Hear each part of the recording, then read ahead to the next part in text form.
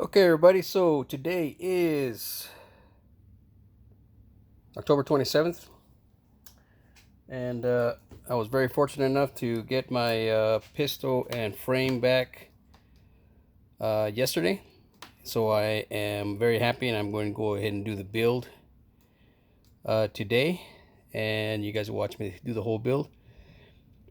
So let's go ahead and take a look at the frame first. So I'm not going to say who I had the frame done by, because I have a couple of criticisms, but I will link it in the description. So what I did was ask the gunsmith to do a double undercut. You can see right here. This is the first frame that I've had customized with a, well, period. But I wanted to see how this double undercut works. I also got some index points put here and here, which are good to know where your finger is when you're basically not shooting, and your thumb on the other side.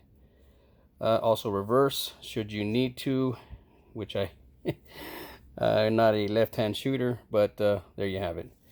So those are the three things that I had done on the frame: index points and double undercut. The slide was a little bit more modified. You can see the Cerakote. I had it a burnt bronze black camo, two color. He went ahead and put caulk serrations on the back, caulk serrations on the top, caulk serrations on the sides, and windows, window. The only issue that I had was, you can tell here that he didn't remove very much of the lettering, and it doesn't look very nice in this area. But I understand maybe he was in a hurry, or maybe taking off the sides would have messed up the duration cuts in the front. I'm not sure, because if you would have took off more metal on the side, you can see the other side is kind of the same thing. You can see the lettering right here, but that's okay. So additional thing that he had done for me was, I had the aftermarket sights sent along with the pistol. He installed those for me, and he installed the internals, which includes a Apex safety plunger. So without further ado, let's go ahead and assemble the frame. We don't have to do very much for the slide. We just have to add the barrel and guide rod, and then install the Apex trigger. So let me go ahead and get things ready, and then we'll get started. Okay, so the first thing I'm going to do is install the trigger. Here you can see I have all the parts. So let me get the trigger out. Then the trigger bar, and I'll set these aside here. We'll need those as we go. This is going to be a standard curve trigger, not a flat trigger. So let me remove, I'm going to use these holes right here to remove the pin. So to remove the trigger, you're going to use a 1/16 pin punch. Pretty much just tap it here. So I got this hole here. And there you go. Trigger bars are removed. You can set this aside, maybe sell it on eBay or something. Okay. Install the trigger bar. Pretty much going to do the same thing. Got to make sure that this side right here is what makes contact with the safety plunger is going up. And you hold it right there. It's where it's a little bit difficult, because you got to make sure that it's lined up. You turn it over.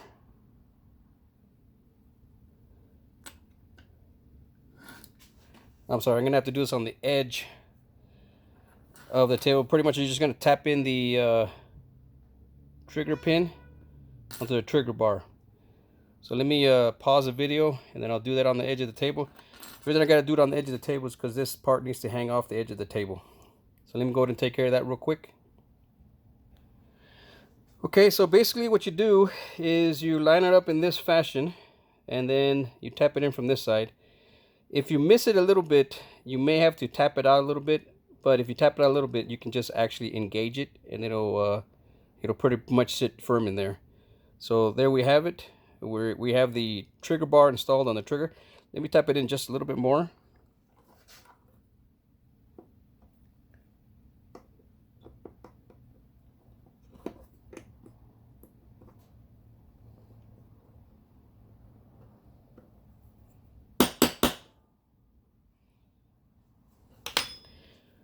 Yeah, it didn't seem like it was flush, but we seem to be good on that. So I'm going to set this aside. Next thing we're going to do is we're going to work on the shear block. Oh, you know what? Let me pause it. I need to get the other shear block that I purchased. Okay, I am so disorganized that it took me a while to find it. So I bought a separate housing because this one does not come with the mag safe disconnect.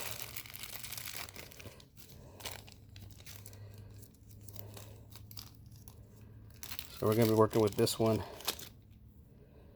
instead.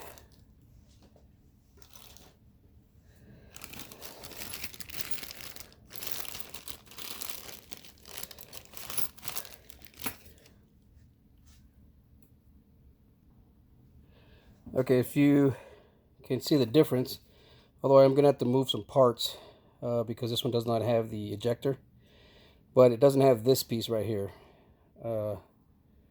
This piece right here, which is the magazine disconnector. So no big deal. Give me a minute to disassemble this one here so I can move this over to the other side.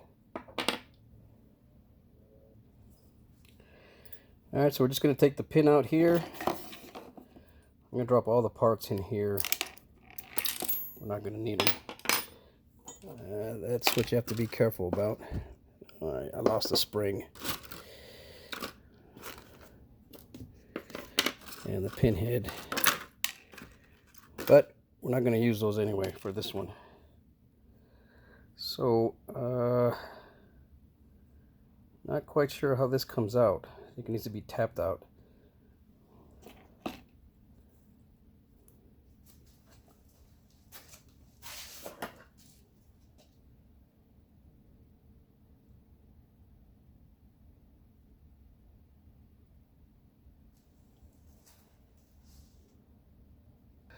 Okay, so sure enough, you need to tap it out. I tapped it out this way. Seems like you should be able to put it in just fine. So I'm not going to worry about this. Set that in there. And oh, this is totally different though. I wonder whether or not this is even going to work. Alright, give me a minute to analyze this. Okay, I had to pause the video for just a bit. Apparently, the one I bought is designed for a safety. So I had to grind down this side so it could fit on the slide, and then I had to grind down in this middle area. It's not perfect, but it'll still work for the ejector. Right around that area, and it's flat. So we'll go ahead and give it a try. If it doesn't work with this one, then we'll go ahead and use the original one that came with it. So let's go ahead and start working on this. So when you go doing the shear block, what you want to do is you want to punch out the pin that holds the shear pin and shear spring.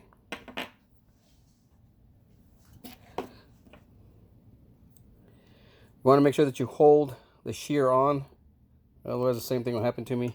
Same thing will happen that happened to me earlier. And you can release it. So the only thing you're going to need, you're not going to need any of that. You're going to change all those parts out. The only thing you're going to use is the pin. I'm going to try and use that one, or if not, I'll use the one that came with it. But let me get it out.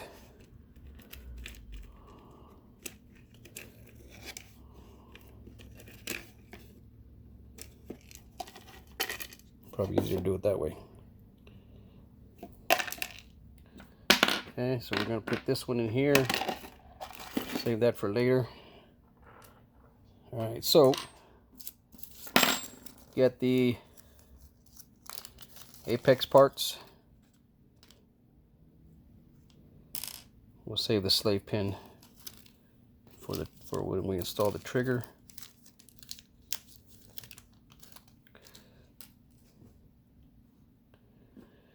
So go ahead and drop the spring in.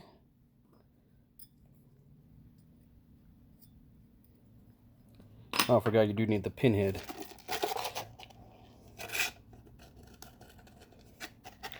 You do need the pin head. The pin head on top of the spring. Give me a minute, I'm going to get some needle nose.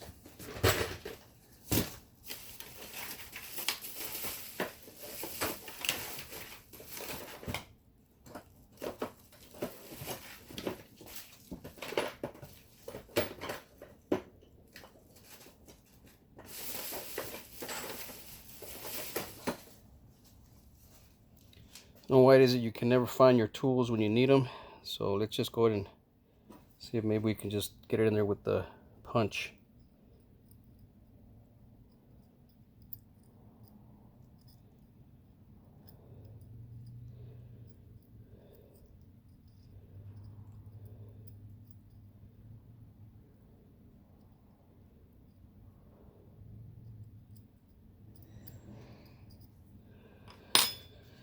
Alright, so next thing you could do is get the shear in there.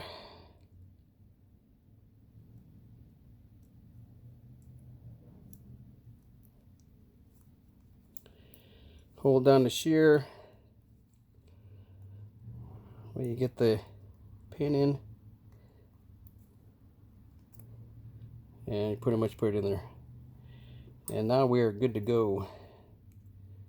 Make sure it's in there correctly, and we are good. So I'm going to put the injector in when we put the in the back. So now you got there. This is a whole lot different than the 2.0s. The 2.0 has the actuator here, so you have to be careful to also add the actuator on the 2.0s. Actuator goes right in this area. So that's one part that's different between the 1.0 and the 2.0. So let's go ahead and drop it into the frame.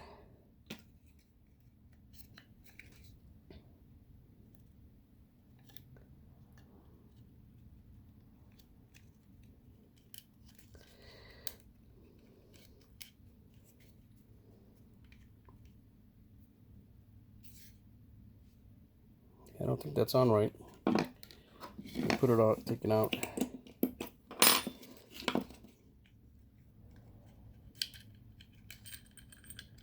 I think I'm having a little bit more problems with this one since I had to modify it.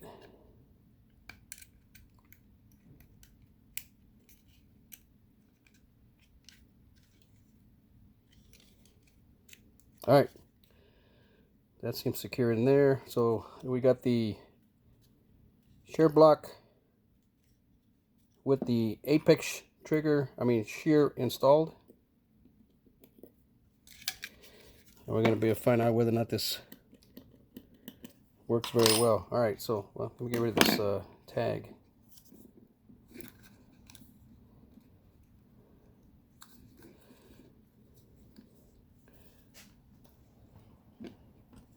All right, so we got the shear block on the frame. We're going to come back to the frame in a bit. We're going to get the trigger assembly done, and then we'll come back to the frame.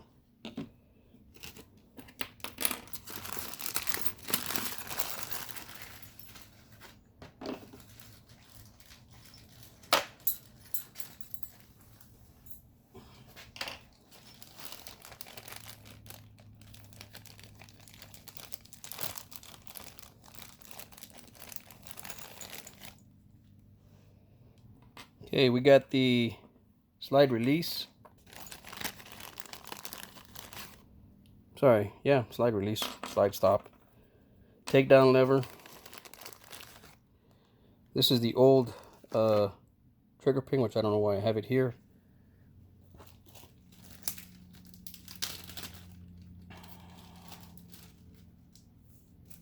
I'm not going to use that. This part right here is a part I've lost before, and that is the takedown spring.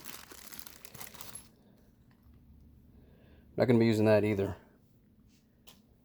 This is a takedown spring that provides a little bit of tension on the basically on the takedown lever, and it goes right around right here. And I've lost that spring before. If you lose that spring, your takedown lever will not have any tension. All right, so let's go ahead and start assembling the frame. So first thing we're going to do is put the locking block. I'm sorry, I haven't done this in about 3 weeks. Let's get rid of this training pin. Okay, trigger. You want to attach it where the spring hooks this way.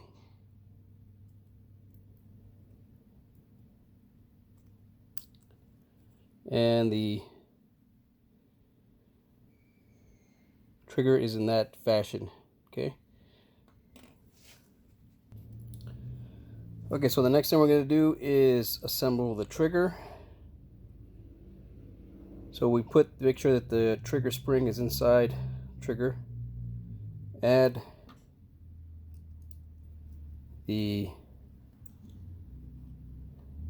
slide release and add your slave pin.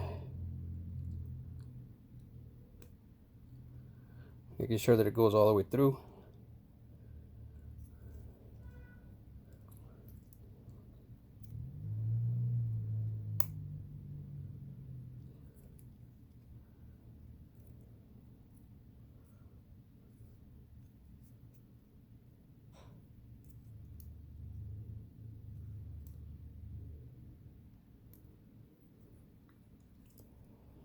And it's not catching on the other side.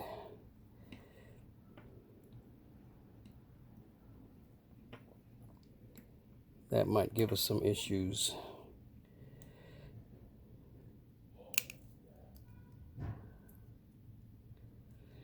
We'll come back to this right now.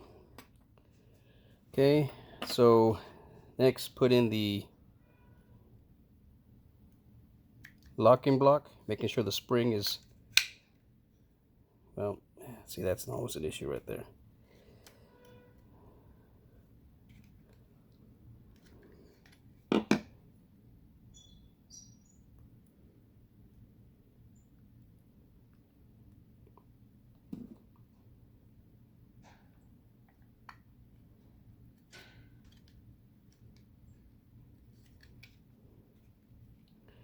Usually the spring has enough tension where it'll stay in there, but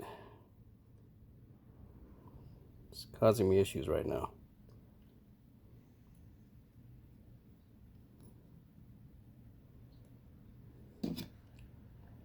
All right, I was able to get in. I had to pause the video because it was having some problems, but you see that it seems to stick out a little bit. That's going to give the tension on the takedown lever. All right, so next thing is add the trigger and mag release, making sure that this part right here goes underneath the back.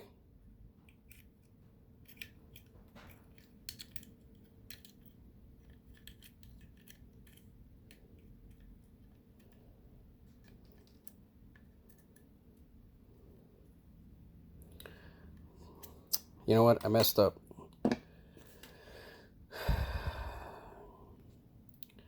I haven't done a 1.0 in a while. I've been working on 2.0s in a while, so I kind of messed up. Actually, the trigger goes first.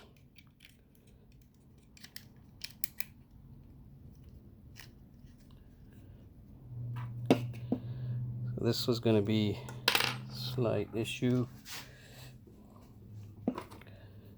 get this right here.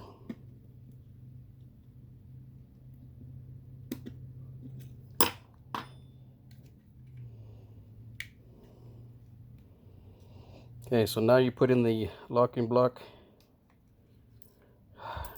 and that daggone spring is going to give me problems.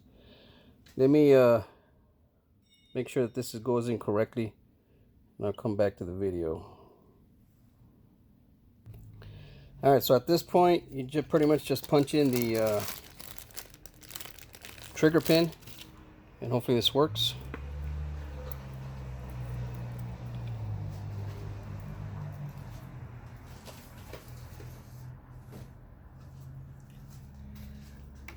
So for this you need a roll of tape, just because you're going to be punching out the slave pin.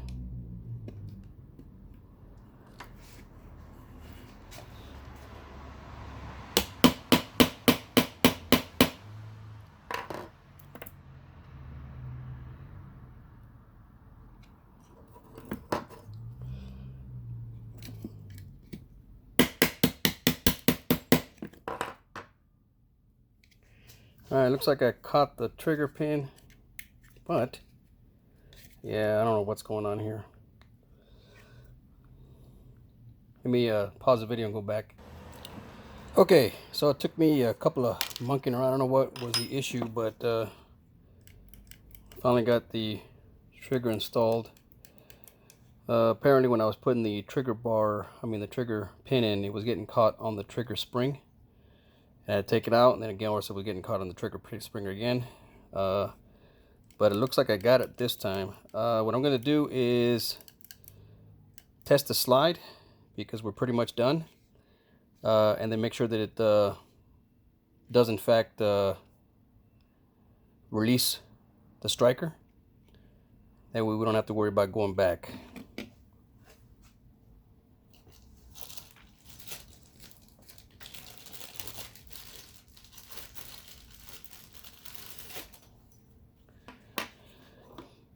I do plan to buy a stainless steel barrel just so it can see through the cuts. I think it'll look nicer.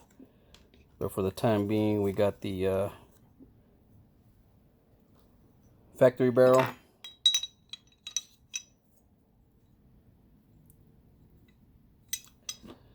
And that'll work out just fine.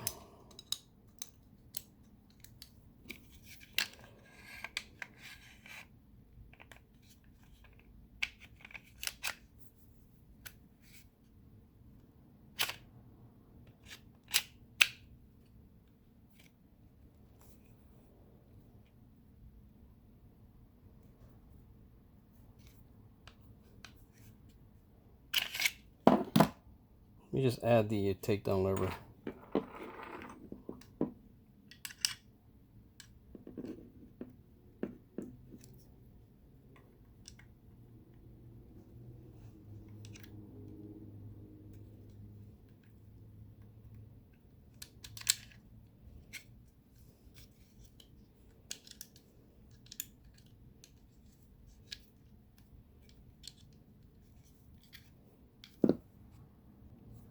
Okay, and I'm laughing because it took me about probably 30 minutes to get the takedown lever spring lined up correctly, where I can put the takedown lever in and then slide it in behind the trigger to finally get it installed.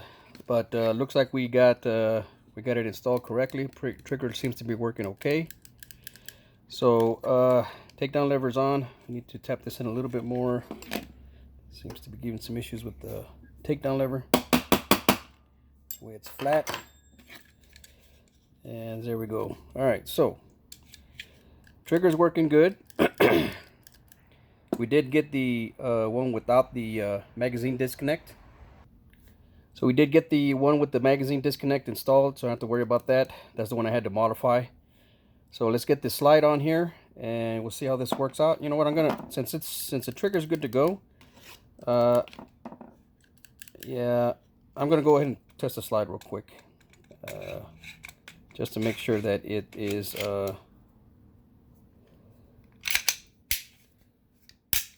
okay. There we go. Okay. All right. So let's add the pins.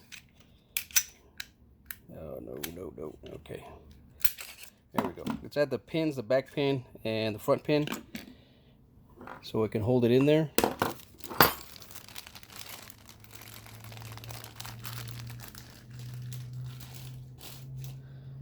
And I have to tell you that this one has been a trying session, I should say.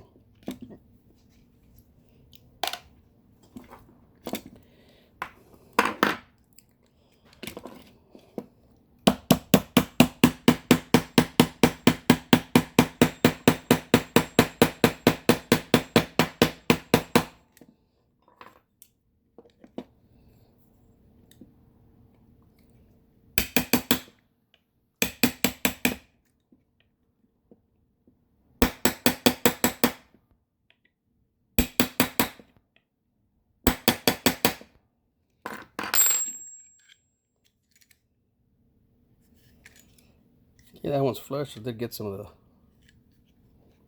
plastic part of the mallet on the outside. Let's get the front one in. So I had to put my parts in the in a container because my bench is not, my reloading bench is not leveled.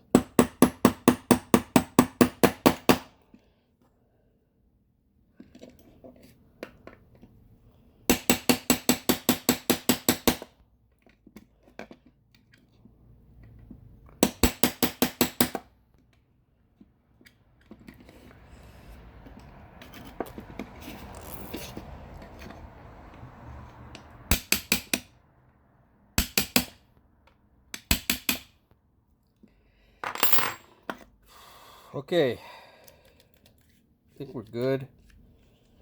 Let's get the rest of the parts on there. Back strap and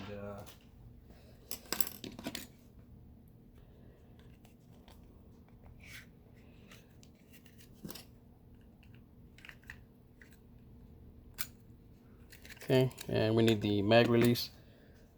I had purchased this Hive mag release a couple of years back for another M&P that I was working on, but considering that I had this one bronze, I figured this would be a nice accessory to it. So the easiest way to do this is from the other side, pull the pin back so you can get started, and then pretty much after that, dig down in there.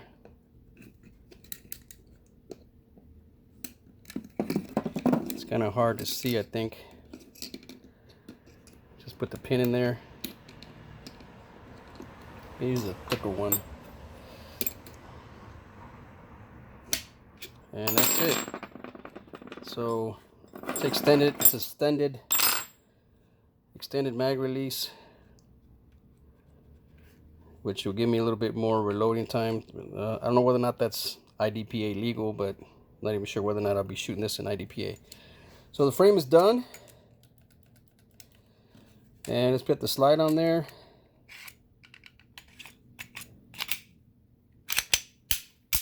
And there we have it.